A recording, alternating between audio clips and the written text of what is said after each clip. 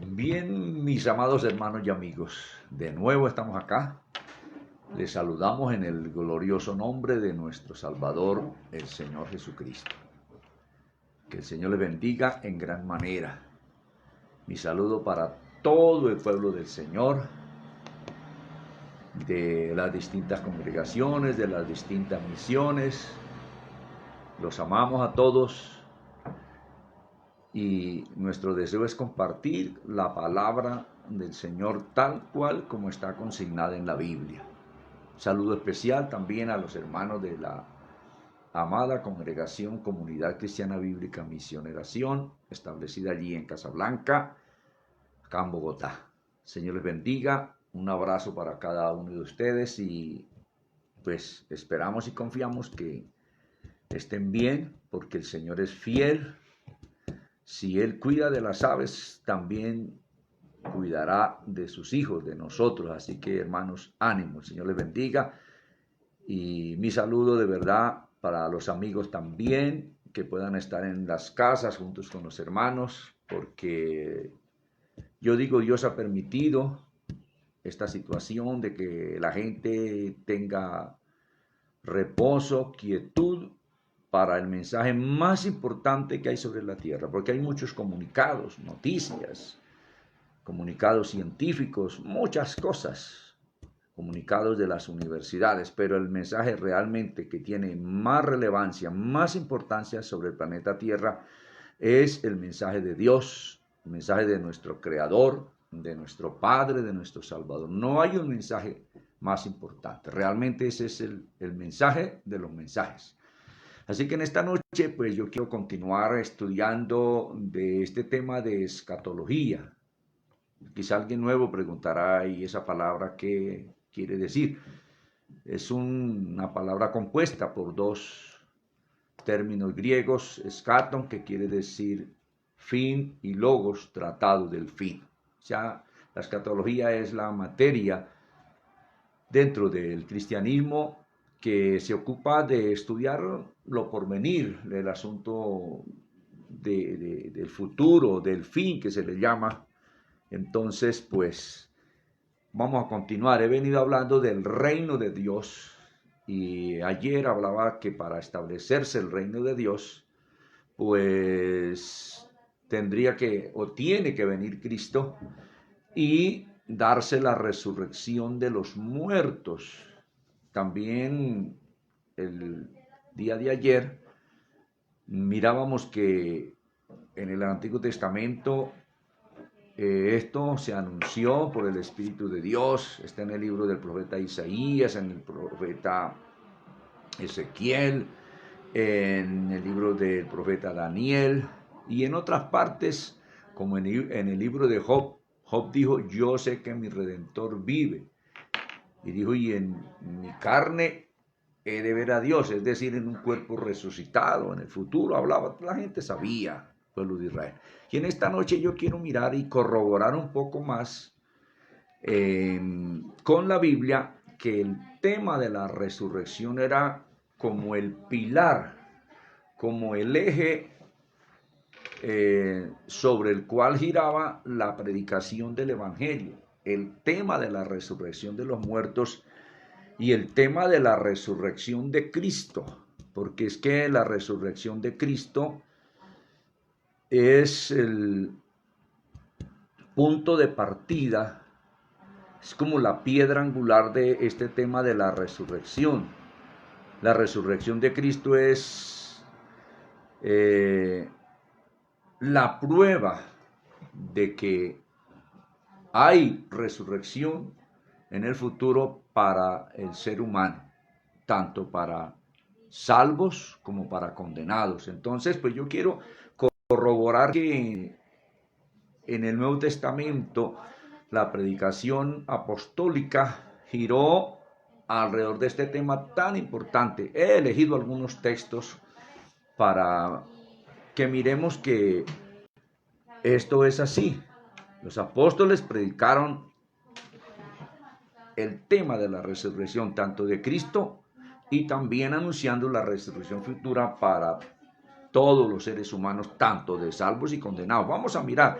Así que en esta noche yo quiero empezar, tengo por acá, precisamente por acá en esta tabla electrónica, la letra más ampliada, ya que aquí en mi Biblia pues es pequeñita y a veces ya los ojos no ayudan muy bien, pero ya mi hija por acá me dijo, ¿por qué no lee mejor en el iPad?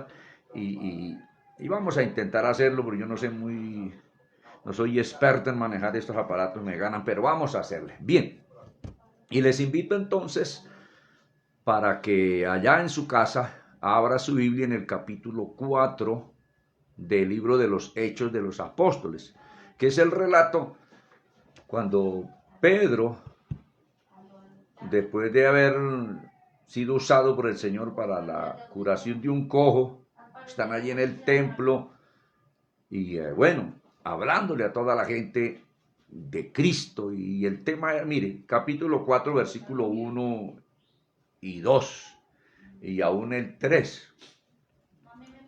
Hechos de los Apóstoles, capítulo 4, del verso 1 en adelante. Vamos a leer. ¿Listos? Pienso que ya están ahí. Dice así esta porción. Lucas comenta esto, dice, hablando ellos al pueblo, vinieron sobre ellos los sacerdotes con el jefe de la guardia del templo y los saduceos, resentidos de que enseñasen al pueblo y anunciasen en Jesús la resurrección de los muertos. Esto da a entender que el tema que ellos anunciaban era que viene la resurrección futura de los muertos, y enseñaban que al creer en Jesús vendría la resurrección para salvación, para vida eterna. Y ahí los prendieron, dice en el 3, y les echaron mano y los pusieron en la cárcel hasta el día siguiente, porque era ya tarde. Mire que el tema de la predicación apostólica era el asunto de la resurrección de los muertos. En el mismo capítulo 4, desplácese hasta el verso 33,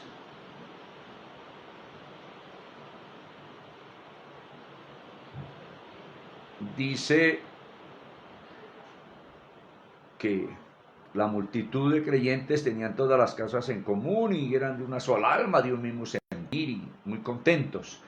Dice en el verso 32 y 33 de la siguiente manera: y la multitud de los que habían creído eran de un corazón y un alma, y ninguno decía ser suyo propio nada de lo que poseía, sino que tenían todas las cosas en común.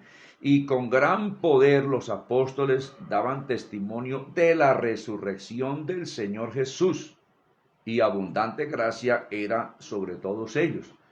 Fijémonos cómo gira en torno a este tema de la resurrección de Jesús y de la resurrección misma de los salvos, giraba la predicación de la iglesia apostólica. Continuemos mirando del mismo libro de los Hechos, capítulo 23, avancemos hasta allí, al capítulo 23 del libro de los Hechos de los Apóstoles. Vamos a leer, a ver si esto avanza rápido aquí, 23. Ya estamos, leamos simplemente algunos versos. Capítulo 23, verso 6. Dice, entonces Pablo, notando que una parte era de saduceos y otra de fariseos, uno de estos grupos, los saduceos, su enseñanza era que no había resurrección de muertos, los fariseos sí, alzó la voz en el concilio y dijo, varones hermanos, yo soy fariseo, hijo de fariseo, acerca de la esperanza y de la resurrección de los muertos se me juzga. Mire que Pablo les hablaba a la gente, a los judíos, acerca de la resurrección de los muertos. Entonces, qué importante mirar esto en la palabra del Señor. Un poquito atrás, en el verso 15 de este capítulo 23, si estaba leyendo yo, bueno, avancemos hasta el verso 15 mejor. Dice el 15, ahora pues, vosotros con el concilio requerid al tribuno, si estoy leyendo donde dije, no, 24:15, es un capítulo más adelante. Bien que si está 24:15, excúsenme en que 24, cojámoslo desde el punto anterior del verso 14, dice así, pero esto te confieso, que según el camino que ellos llaman herejía, así sirvo al Dios de mis padres, creyendo todas las cosas que en la ley y en los profetas están escritas, teniendo esperanza en Dios, la cual ellos también abrigan, de que ha de haber resurrección de los muertos, así de justos como de injustos, es decir, así de salvos como de no salvos. Mire cómo el apóstol Pablo está testificando allí delante de aquella gente de que él predicaba acerca de la resurrección futura, tanto para salvos como para condenados. El mismo mensaje, hay dos resurrecciones, una para salvos y otra para condenados. Entonces, esto es muy importante mirarlo por la palabra, porque a veces no nos fijamos de que este tema de la resurrección para la Iglesia Apostólica fue como la base, el meollo del asunto, como el centro. Y avancemos al capítulo 26 del mismo capítulo, del mismo libro de los Hechos de los Apóstoles, capítulo 26, verso 23. Pablo está allí relatando su conversión y todo este asunto. Leamos un poquito del 22 en adelante.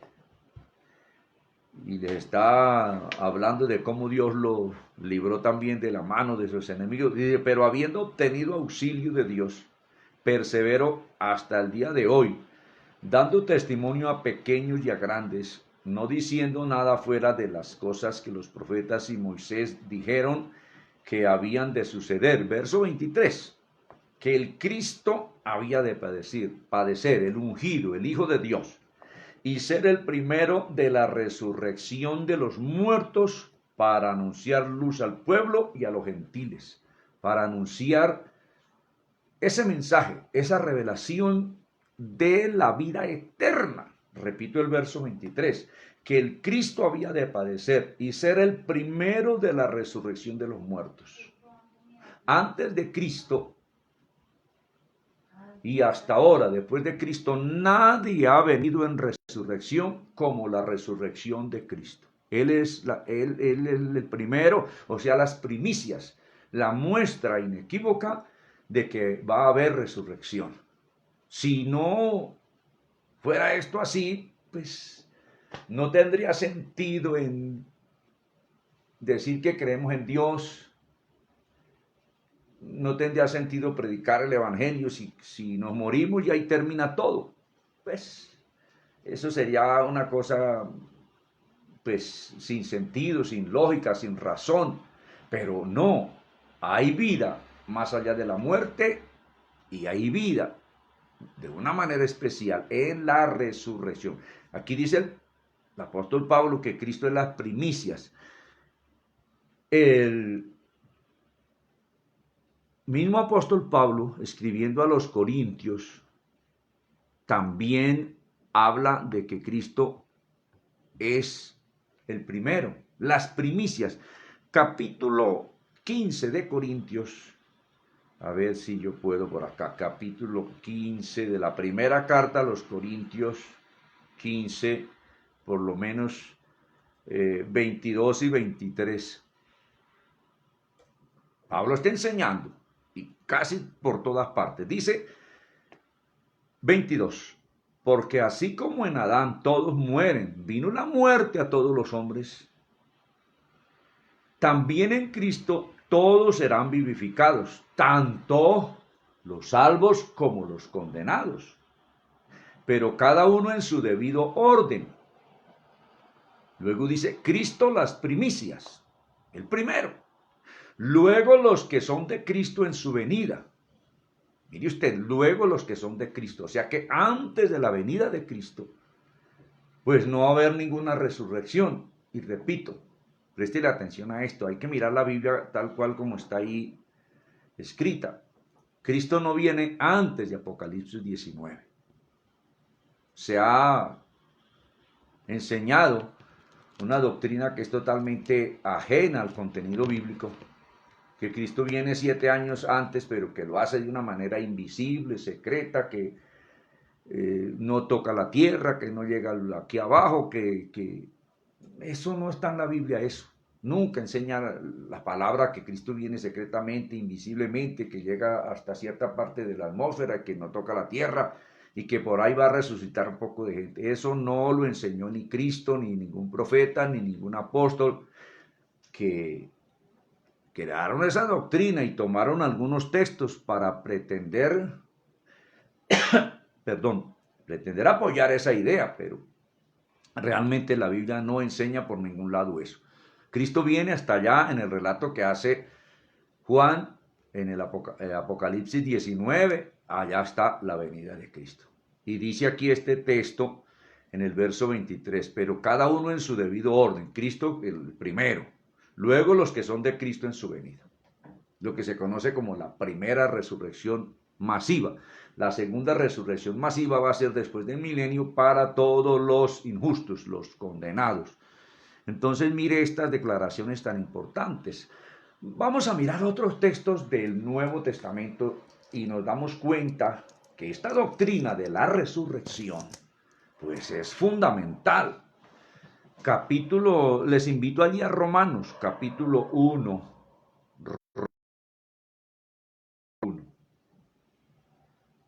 Vamos a leer, pues, hagámoslo del 1 en adelante.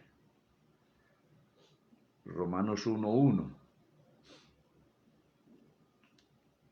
Dice Pablo en su saludo y dice así en el verso 1, Pablo, siervo de Jesucristo, llamado a ser apóstol, apartado para el evangelio de Dios, que él había prometido antes por sus profetas en las santas escrituras, acerca de su Hijo, nuestro Señor Jesucristo, que era del linaje de David según la carne, que fue declarado Hijo de Dios con poder, según el Espíritu de Santidad, por la resurrección de entre los muertos, en el 5, y por quien recibimos la gracia y el apostolado para la obediencia a la fe en todas las naciones, por amor de su nombre.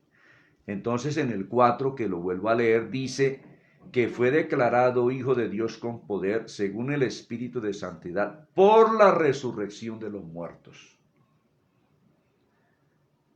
Si Cristo nos resucita, pues como dice Pablo, que lo vamos a ver ahora, vana nuestra fe y vana nuestra predicación.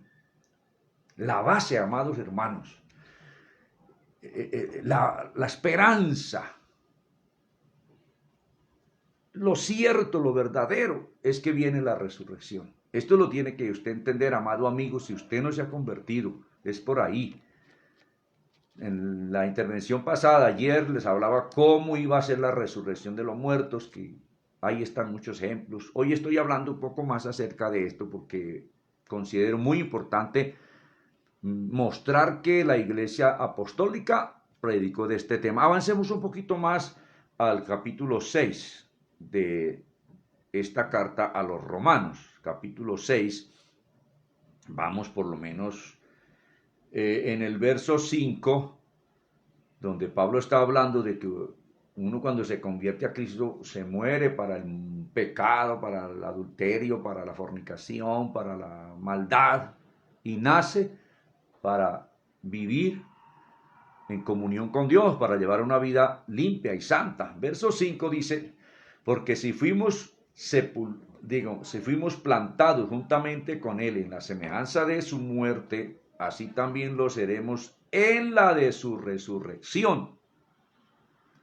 Mire cómo Pablo sigue exponiendo, predicando acerca de la futura resurrección. Entonces, como Cristo murió, fue sepultado, pues nosotros también necesitamos ser despojados de este cuerpo, bien sea cuando Cristo venga y se dé el arrebatamiento de la iglesia, o si morimos, que el Señor nos dé investidura de un cuerpo nuevo, por decir así, de una materia diferente a esta, pero que tengamos espíritu, alma y cuerpo, porque la integridad del hombre es eso, espíritu, alma y cuerpo. Entonces, la resurrección fue una doctrina muy elemental, muy básica. Eso era la predicación de la Iglesia Apostólica. Arrepiéntanse, conviértanse, ustedes tienen un alma seguramente, que eso es inmortal. Va a venir un día la resurrección de toda la gente. Si no fuera así, ¿para qué predicamos moralidad? Como yo le dije una vez a alguien, de pronto siendo un poquito sarcástico, y pues si no hay vida eterna, si no hay resurrección de los muertos, entonces vaya, mate, robe, adultere, atraque, vaya, haga todo eso, porque pues, ¿para qué predicamos? ¿Para qué creemos en Dios si no hay resurrección de muertos? Eso sería una cosa que no tiene sentido. Pero no, amigos, usted es eterno y usted, su alma, va a tener un cuerpo un día. Dios quiera que sea un cuerpo para vida eterna al lado de Dios. Porque de todas maneras, vida eterna tenemos todos los seres humanos y hay vida eterna en la segunda resurrección, pero no para estar por la eternidad precisamente al lado de Dios, sino en un lago de fuego donde Cristo enseñó que allí será el lloro y el crujir de dientes, en un sufrimiento y una angustia muy terrible, que es lo que Dios no quiere para nadie. Ahora, no es que Dios condene al hombre, no, el hombre se condena a sí mismo por no acatar a Dios. No acatar a Dios es estar en rebelión contra Él. Precisamente el pecado es rebelión contra Dios. Dios dice no haga esto, no haga esto, no haga esto, no haga esto. Y el hombre no presta atención a eso, lo hace, está en rebelión. Como cuando el gobierno, el Estado a través de los gobernantes hacen una ley y establecen un ordenamiento y el pueblo no obedece, pues se va contra la ley y eso lo puede llevar a la cárcel. O sea que el pecado es rebelión contra Dios. Vamos a mirar, en la primera carta a los Corintios, precisamente el apóstol Pablo está allí hablando como que está argumentando para hacerles entender y reflexionar a la gente. Primera de Corintios capítulo 15. Por acá yo tengo, vamos a ver del verso 12 en adelante, vamos a mirar, o permítame, yo me ubico por acá en mi Biblia porque yo marqué por acá, Primera de Corintios, sí, del 12 en adelante. Dice así, mire esta reflexión que le está trayendo a los hermanos de Corintio a través de este escrito. Dice, pero, verso 12 del capítulo 15, pero si se predica de Cristo que resucitó de los muertos, luego hace una pregunta, ¿cómo dicen algunos entre vosotros que no hay resurrección de muertos? Allí en Corinto aún entre el grupo que se llamaban cristianos, algunos decían, pero eso no hay resurrección de muertos.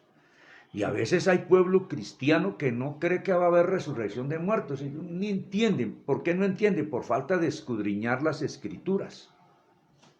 Por falta de confiar en las declaraciones de Dios a través de su palabra. allí en medio de la iglesia de Corinto habían algunos que decían, y luego si hay resurrección de muertos, no hay. ¿Cómo dicen algunos entre vosotros que no hay resurrección de muertos? Y continúa en el verso 13, porque Pablo resurrección para hacerles, porque si no hay resurrección, pues entonces Cristo tampoco resucitó.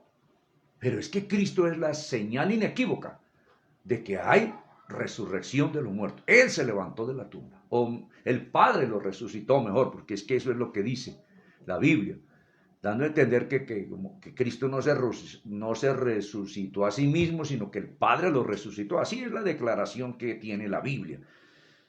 Dice el 14, y si Cristo no resucitó, vana es entonces nuestra predicación. Vana es también vuestra fe. Lo que decía hace un momento, si no hay resurrección de muertos, resultamos como locos, hablando de una utopía, de algo que no puede ser, de algo que no es cierto, de algo que no existe, estaríamos engañando a la gente. Y usted, pues, engañado, creyendo en algo que no es cierto. Si Cristo no resucitó, pero Cristo resucitó. Entonces, mire Pablo en su argumentación, sigo leyendo en el 15. Bueno, leamos el 14 como para enlazar con lo que sigue para mejor comprensión. Dice, y si Cristo, el 14, y si Cristo no resucitó, vana es entonces nuestra predicación, vana es también vuestra fe, y somos hallados falsos testigos de Dios, porque hemos testificado de Dios que Él resucitó a Cristo, al cual no resucitó, si en verdad los muertos no resucitan. Pero es que Cristo, Él fue resucitado por el Padre. Aquí dice que el Padre resucitó a Cristo. El 16, porque si los muertos no resucitan, pues entonces Cristo tampoco resucitó. Y si Cristo no resucitó, vuestra fe es vana. Aún estáis en vuestros pecados, pero es que Cristo fue resucitado por el Padre, aprobando el sacrificio de la cruz, que en él nuestro pecado ha sido perdonado. El 18. Entonces también los que durmieron en Cristo perecieron, o sea, los que murieron creyendo en Cristo. Si no hay resurrección, pues vana fue la fe en él. Perecieron y hasta ahí llegó todo. Como hay un proverbio popular aquí en Colombia, muy castizo, que suena como feo a veces al pronunciar eso. Dice ese proverbio, muerto el perro, acabada la sarna, acabada la hucha, dice por ahí. O sea que con la muerte se acaba todo. Y ahí, porque mucha gente dice así, no, yo me muero como una bestia, y ya de ahí para allá no hay nada más. Hay mucha gente, y aún llamándose disque cristianos, el pueblo católico dicen ser cristianos, pero uno hablando con ellos dice, esa vida eterna no hay después de la muerte, y no hay ninguna resurrección. Mas sin embargo dice que cree en Cristo. Pues no creen en Cristo, porque Cristo habló de la resurrección. Los apóstoles hablaron de la resurrección. Y si alguien dice creer en Cristo, pues tiene que creer lo que Cristo predicó. Porque si dice creer en Cristo y no cree lo que Cristo predicó, pues entonces resulta ser incrédulo en Cristo. Entonces, mire, aquí Pablo está en esta disertación. Voy leyendo el verso 16, lo vuelvo a leer, y para empatarlo con el 17. Porque si los muertos no resucitan, tampoco Cristo resucitó. 17. Y si Cristo no resucitó, vuestra fe es vana, aún estáis en vuestros pecados. El 18. Así también los que durmieron en Cristo perecieron. 19. Si en esta vida solamente esperamos en Cristo, somos los más dignos de conmiseración de todos los hombres. Pablo le está diciendo, si Cristo no resucitó y creemos y predicamos a un muerto, a uno que no se levantó de la tumba, a uno que, pues entonces somos los más dignos de lástima. Pobrecitos estos evangélicos, predicando que hay vida eterna, que hay resurrección de los muertos, y el salvador de ellos, El redentor de ellos lo mataron y no resucitó y está muerto y se volvió tierra. Seríamos los más dignos de lástima, está diciendo el apóstol Pablo. Pero mire, sigue en su argumentación en el verso 20. Mas ahora Cristo ha resucitado de los muertos, primicia de los que durmieron es hecho. El primero. Tres textos que habla de primicias. El primero es Cristo. Por eso dije yo que antes de Cristo no ha resucitado a la manera de Cristo. Sí vinieron en resucitación como aquel que tiraron y tocó los huesos del profeta Eliseo y el que vino en resucitación cuando Elías oró y Eliseo por un muchacho y todo el asunto, toda esta gente. Y Lázaro que vino en resucitación, el hijo de la viuda de Naín y bueno, Tabita, la que se levantó cuando Pedro fue a orar, esa gente volvió a morir físicamente porque volvieron en resucitación al cuerpo, no en resurrección. Pero el primero de la resurrección es Cristo. Mire que es la temática. Vamos a mirar un poquito más adelante, por lo menos trasladémonos a Filipenses. Filipenses capítulo 3 de Filipenses, les invito allí a dirigirse al versículos 10 y 11. Filipenses 10 y 11. A ver, cojámoslo un poquitico.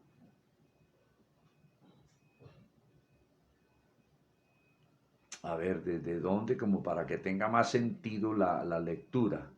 Desde el 8. 3, 8.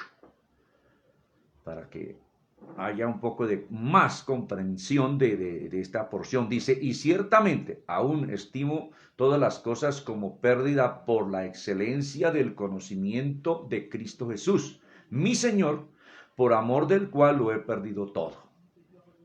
Pablo entendió y su esfuerzo, su batalla diaria era por la vida eterna. Hay gente que su esfuerzo y su lucha y batalla es por lo material, por lo de aquí abajo, hasta mucho pueblo cristiano gira su vida en torno a esto que es efímero, pasajero, que va a desaparecer. Pero Pablo dijo, no, lo más importante es la vida eterna. Claro, hay que trabajar, hay que comer, hay que vestir. No estoy diciendo con esto que no se trabaje, pero todo tiene un ordenamiento establecido por Dios.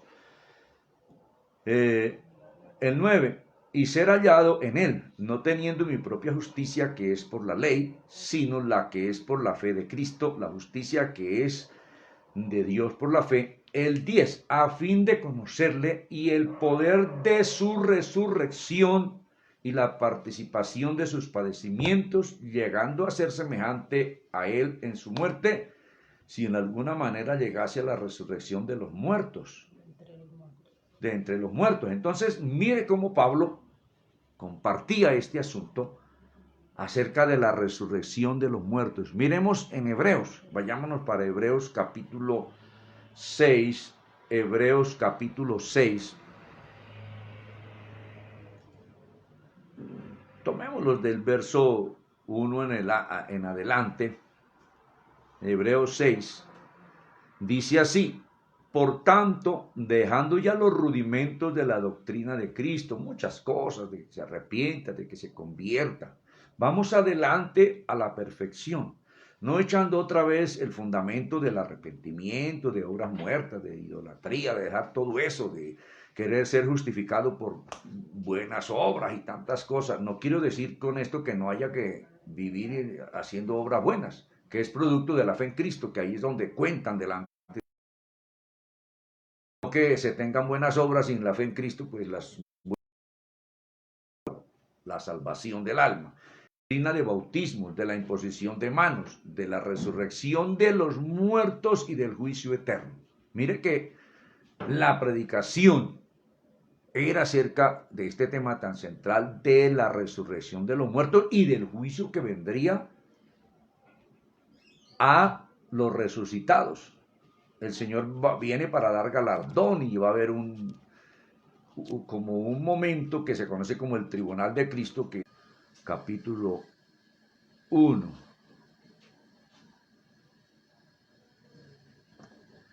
En versículo 3 de esta primera carta.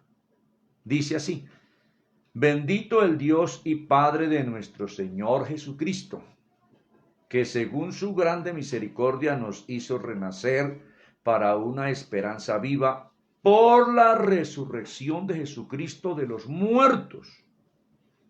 Oiga, mire la temática de la predicación apostólica. Avancemos al capítulo 3 de esta. Vamos a leer también por el verso, 21. Dice: el bautismo que corresponde a esto ahora nos salva, no quitando las inmundicias de la carne, sino como la aspiración de una buena conciencia hacia Dios, por la resurrección de Jesucristo. Mire, dice: quien habiendo subido al cielo está a la diestra de Dios. La resurrección. ¿Qué tema tan importante este? Entonces, cuando Cristo venga, se va a dar esto de la resurrección de los muertos. No antes, porque así lo ha establecido Dios en la palabra, así lo encontramos. Entonces, este tema de la resurrección es el evento más glorioso, más importante, la base de la fe. Vamos a resucitar. Si no tenemos eso claro, ni lo creemos de verdad bien, no estamos seguros que eso es así, no estamos convencidos. Yo estoy convencido que eso es así, porque Dios no miente. Entonces, lo más importante es este asunto. Y en Apocalipsis 19, allí está pues la venida de Cristo, y allí se anuncia el banquete de bodas que el Señor le va a dar a su iglesia resucitada. Como me preguntaba alguien, bueno, y entonces cuando Cristo viene y usted, hermano Eliseo, está diciendo que las bodas son aquí en la tierra, que cuando Cristo venga es que va a dar un banquete de esas bodas y que va a ser allá en el monte Sión. En la Biblia un texto que eso diga. Le dije, pues vamos a mirar, y la Biblia dijo, oiga, y sí, Dios dice que va a ser en la tierra ese banquete de bodas cuando venga el Señor. Y es que eso así es lo que dice la Biblia. Entonces, pues debemos dejarlo como está en la palabra. Vamos a mirar en Apocalipsis 19. Traslademos allá, porque estamos hablando de la venida de Cristo, un tema escatológico. La resurrección de los muertos es un tema escatológico muy importante, y casi el creyente a esto no le presta como atención, de que pues ese es la base, el fundamento, el centro del asunto de la fe, es la resurrección que se dará para nuestro cuerpo. Porque vamos a tener cuerpo que va a ocupar espacio, que vamos a estar sentados en una silla a la mesa con el Señor Jesucristo, con Abraham, Isaac, Jacob. Eso lo enseñó Cristo. Y él también dijo, y no volveré a tomar del jugo de las uvas hasta que lo beba nuevo en el reino de mi Padre. No iba a volver a tomar ¿de cuál jugo? Pues del jugo de las uvas de aquí de la tierra. Hasta cuando él volviera, él anunció eso.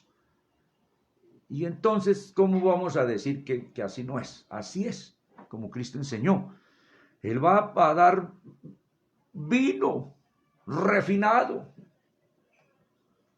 Es que eso es una bendición muy grande.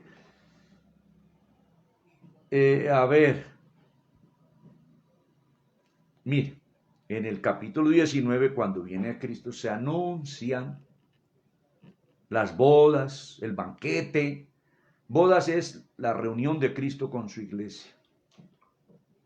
Que nunca más nos vamos a separar de nuestro amado Salvador, del Hijo de Dios, declarado así, con poder por la resurrección de los muertos. Capítulo 19, verso 6 en adelante, para hacer como un poco corta la lectura. Dice, y el ángel me dijo, escribe, bienaventurados los que son llamados a la cena de las bodas del Cordero. Antes de esto, en ninguna parte de la Biblia se habla de que hay cena y bodas, que se cumple esto. Aquí todavía no se está cumpliendo, se está ahí, bienaventurados los que son llamados, todavía no se ha dado el asunto.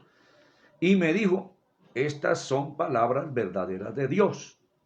Juan dice que él se postró a los pies del ángel para adorarlo y el ángel lo estorbó y le dijo que no, que la adoración le corresponde solamente a Dios. Yo me postré a sus pies para adorarle y él me dijo, mira, no lo hagas, yo soy consiervo tuyo y de tus hermanos que retienen el testimonio de Jesús. Categóricamente el ángel le dijo a Juan, adora a Dios, porque el testimonio de Jesús es el espíritu de la profecía. Ahí mismo entonces Juan narra que vio los cielos abiertos, la otra dimensión, Jesús se manifiesta, y aquí dice que lo vio en un caballo blanco.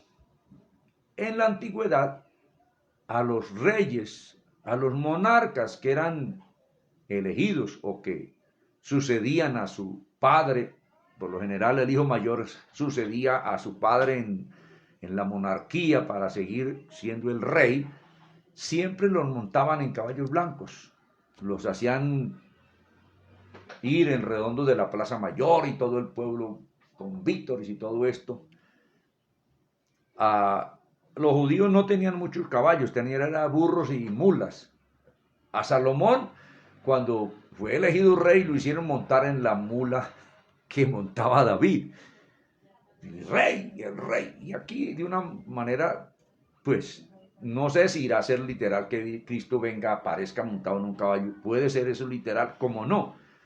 Aludiendo al asunto de, pues, es el rey, puesto por el Padre Celestial. Dice, entonces vi el cielo abierto, y el que lo montaba se llamaba fiel y verdadero, y con justicia juzga y pelea. Vamos a leer todo esta. Mira, aquí está la batalla de Armagedón. Pelea es una batalla. Sus ojos eran como llama de fuego, y había en su cabeza muchas diademas, y tenía un nombre escrito que ninguno conocía sino él mismo. Estaba vestido de una ropa teñida en sangre. En algunas enseñanzas anteriores explicamos de esto, y su nombre es el Verbo de Dios. Y los ejércitos celestiales, vestidos de lino finísimo, blanco, limpio, le seguían en caballos blancos. Esto por la palabra. Las demás partes de la Biblia enseña que son los ángeles, los ejércitos celestiales. Aún aquí no ha resucitado la iglesia. Se da en el momento de Armagedón, no sé si al inicio, a la mitad o al final, pero ahí es la primera resurrección. Dice, de su boca sale una espada aguda para herir con ella a las naciones, y él las regirá con vara de hierro, es decir, con una autoridad maravillosa. Y él pisa el lagar del vino del furor de la ira de Dios Todopoderoso, el juicio sobre los impíos, sobre los enemigos de él, los incrédulos y que se han declarado ateos y enemigos. Y bueno, el 19:16. Y en su vestidura y en su muslo tiene escrito este nombre, Rey de Reyes y Señor de Señores.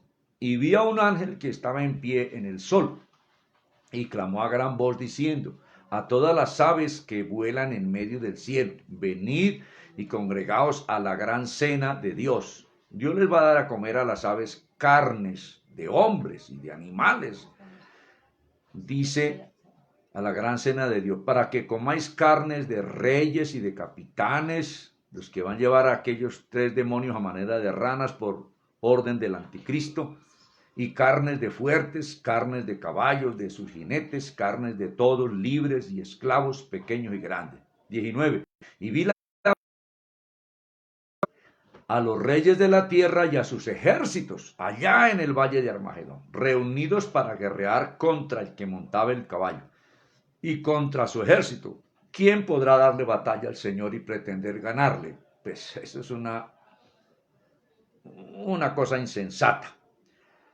El 20, y la bestia fue apresada, el anticristo, y con ella el falso profeta que había hecho delante de ella las señales con las cuales se había engañado a los que recibieron la marca de la bestia y habían adorado su imagen. Estos 2 fueron lanzados vivos dentro de un lago de fuego que arde con azufre. Y los demás, todo ese ejército convocado de todas las naciones, que fueron trasladados hasta el valle de Josafat, allí en Palestina, al norte Israel, fueron muertos con la espada que salía de la boca del que montaba el caballo. Entonces, Cristo va a destruir con su palabra. Y todas las aves se saciaron de la carne de ellos. Continúa el relato de la batalla. Ahí mismo vi a un ángel que descendía del cielo con la llave del abismo y una gran cadena en la mano. Y prendió al dragón, la serpiente antigua, que es el diablo y Satanás, y lo ató por 1000 años. O sea que quien engañó a Eva fue el diablo, la serpiente antigua llamada diablo, y lo arrojó al abismo y lo encerró y puso su sello sobre él para que no engañase más a las naciones hasta que se cumplieran 1000 años. Y después de esto debe ser desatado por un poco de tiempo. Y luego allí dice que ve tronos, pero ahora se está sentando aquí Pedro para dirigir una de las tribus, gobernarla, y todos los apóstoles, y David otra vez sobre el trono allí, y Cristo. Bueno, dice, y vi tronos y se sentaron sobre ellos los que recibieron facultad de juzgar, de gobernar, y vi las almas de los decapitados por causa del testimonio de Jesús y por la palabra de Dios, los que no habían adorado a la bestia ni a su imagen, y que no recibieron la marca en su frente ni en sus manos, y vivieron toda esa gente que se sienta en tronos, que había matado el anticristo, y reinaron con él 1000 años.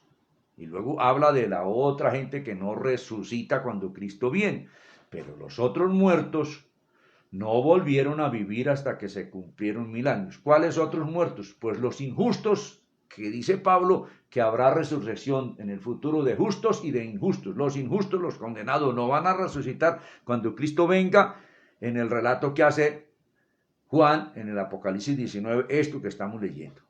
Dice, pero los otros muertos no volvieron a vivir hasta que cumplieron 1000 años. Y dice, esta es la primera resurrección de esos que vivieron. Y en el 6 dice, bienaventurado y santo el que tiene parte en la primera resurrección. La segunda muerte no tiene potestad sobre esto, sino que serán sacerdotes de Dios y de Cristo y reinarán con él 1000 años. Ahí se va a establecer el reino mesiánico cuando Cristo venga.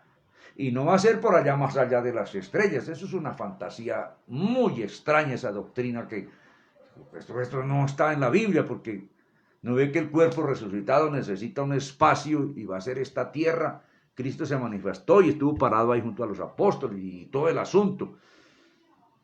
Y dice en el 7, cuando los 1000 años se cumplan, el gobierno milenial o el gobierno mesiánico, Satanás será suelto de su prisión y saldrá a engañar a las naciones que están en los 4 ángulos de la tierra, sobre toda la tierra, a Gog y a Magog, a fin de reunirlos para la batalla, el número de los cuales es como la arena del mar. Dice que entonces se subleva mucha gente en número como la arena del mar, es decir, una multitud muy grande, y que rodean la ciudad de Jerusalén, donde está el centro de gobierno de Cristo, y subieron sobre la anchura de la tierra y rodearon el campamento de los santos allí en Jerusalén, y la ciudad fue, y la ciudad amada. Pero allí no hubo ningún ataque a Jerusalén, allí no hollaron la ciudad de Jerusalén, porque la Biblia dice, nunca más pisarán a la ciudad de Jerusalén pie impío. Dice, bueno, leo el 9, y subieron sobre la anchura de la tierra y rodearon el campamento de los santos y la ciudad amada, y de Dios descendió fuego del cielo y los consumió. Y el diablo que los engañaba fue lanzado al lago de fuego y azufre, donde estaban la bestia, el falso profeta, y serán atormentados día y noche por los siglos de los siglos. Allí está el relato en este capítulo del reino mesiánico, que dice que será un imperio que no tendrá límites, es decir, que él será el emperador de toda la tierra. Y eso es lo que Isaías habla en el capítulo 11, en el capítulo 65, 66 de Isaías, al final, allá está todo ese asunto donde dice también atrás en Isaías que el león comerá paja como el buey, que no habrá derramamiento de sangre, que todo será paz, y que el niño meterá la mano en la cueva de la serpiente y ésta no le hará nada, jugará con las serpientes, todo será el amanecer de un nuevo día.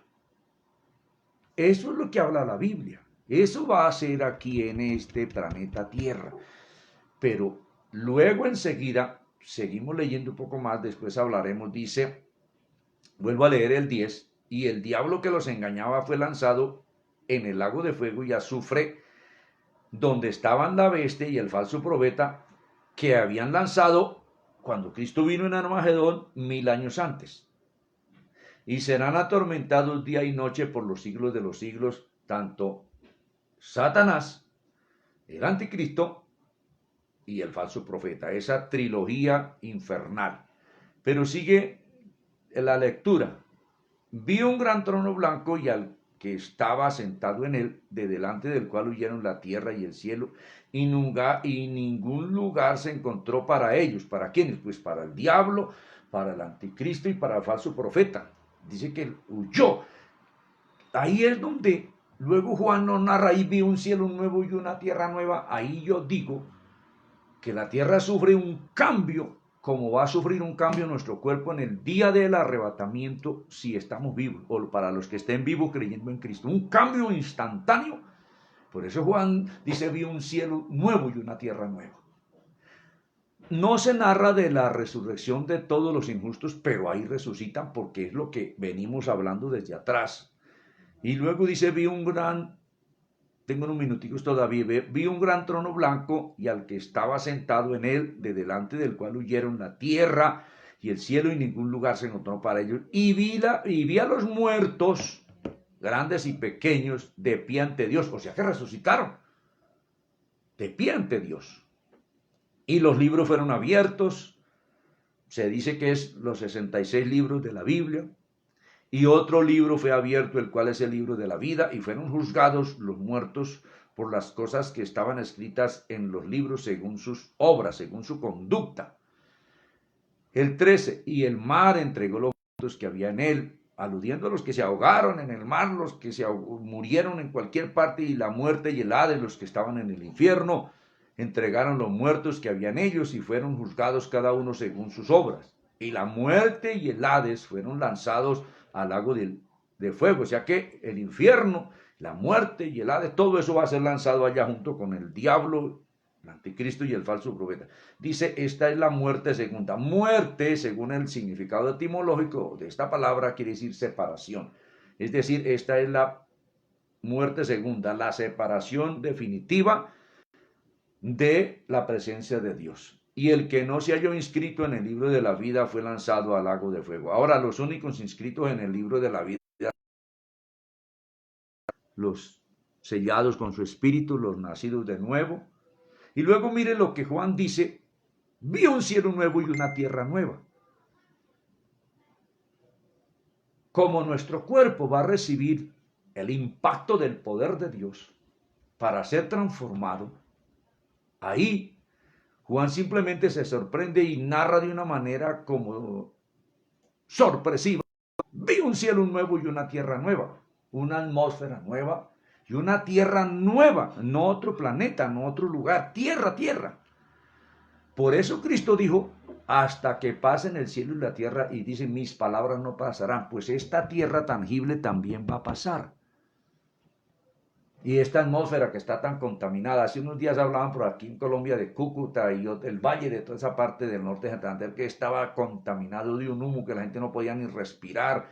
Y por aquí yo vi también en muchas partes, pero hay una contaminación, y leía una parte de una crónica de información que han explotado unos volcanes en cierta parte de la tierra que se conoce como el Cinturón del Fuego, y que hay uno de estos, bueno, no me acuerdo el nombre bien, el Cocotatepel, algo así, que expulsó lava, ceniza y humo hasta 15 kilómetros de altura, y que eso se regó por la tierra, y eso hay una contaminación muy terrible.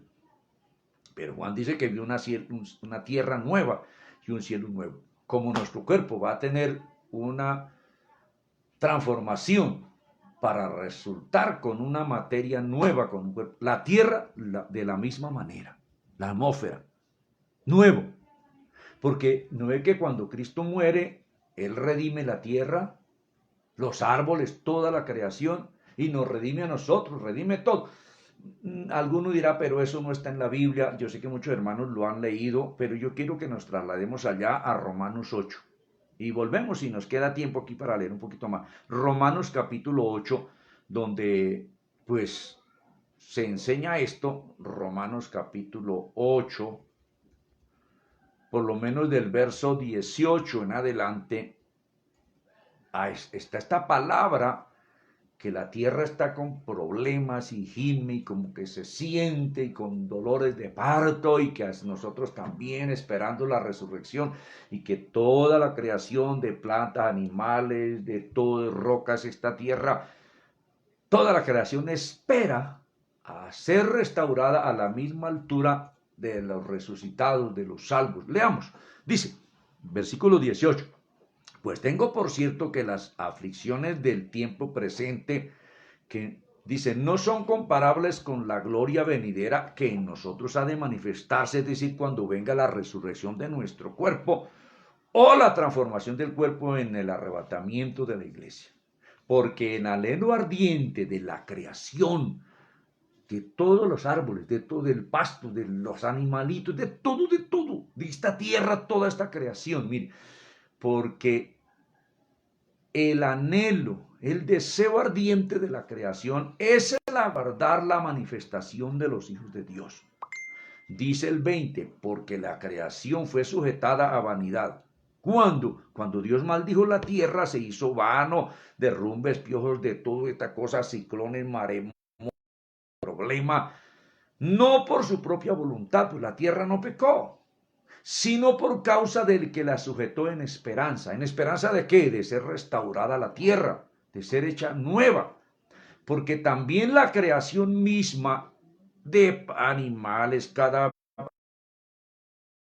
los maderables, el pasto, mire, porque la creación misma será libertada de la esclavitud de corrupción, de todo esto que se pudren los árboles, que se mueren los animales, de que se derrumba la tierra, de que se desbordan los ríos, de todo este mal y muerte que hay, porque también la creación misma será libertada de la esclavitud de corrupción a la libertad gloriosa de los hijos de Dios. O sea, a esa misma condición de la resurrección de nuestro cuerpo o transformación de nuestro cuerpo con una materia, decir así, diferente a esta, la tierra también será transformada a una tierra totalmente nueva, con árboles, plantas y animales, todo eso es lo que dice aquí claritamente, a la misma altura de la libertad gloriosa de los hijos de Dios. Sigamos leyendo el 22, porque sabemos que toda la creación de animalitos, de plantas, de todo esto, de las rocas, gime a una, y a una toda esta tierra